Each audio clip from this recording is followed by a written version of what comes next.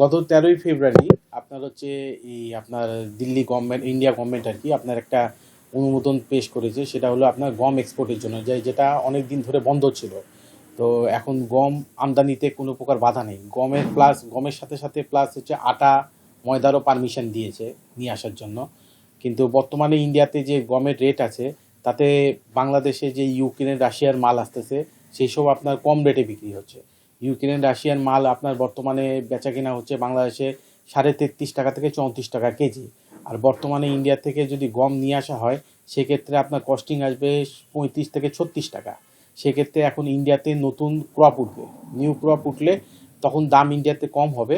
আর তখন যেহেতু আমদানিতে কোনো বাধা নাই, সেক্ষেত্রে আমার মনে হয় খুব কম রেটে গম নিয়ে আসে বাজারজাত করা সম্ভব হবে। এক্সট্রিম মশার কয়েল প্ল্যান্ট ফাইবার দিয়ে তৈরি, ডেঙ্গু, চিকুনগুনিয়া বাহি সহ যে কোনো মশার বিরুদ্ধে দেয় এক্সট্রিম সুরক্ষা। না, বর্তমানে যে আছে তাতে মোটামুটি আমদানি হতে হতে এখনো 15 দিন 1 মাসের সময় লাগবে। কারণ নিউ ক্রপ না আসলে আপনার মনে করেন আমদানি করা সম্ভব হবে না। কারণ পুরাতন যে মালের রেট আছে তার থেকে বাংলাদেশে কম দামে মাল বিক্রি হচ্ছে।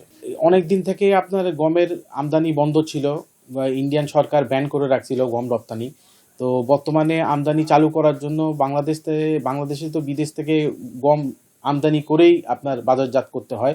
সেক্ষেত্রে ইন্ডিয়া থেকে বাজারজাত করলে সেটা খুব অল্প সময়ের মধ্যে মাল নিয়ে আসে বাজারজাত করা সম্ভব হবে। কারণ ইন্ডিয়া বাংলাদেশের যে ব্যবসায়িক, এটা খুব শর্ট টার্মের মধ্যে খুব জলদি করা সম্ভব হয়। সেক্ষেত্রে আপনার আমি মনে করি খুব জলদি মাল ইম্পোর্ট হবে এবং খুব অল্প মূল্যে বাজারজাত করা সম্ভব হবে।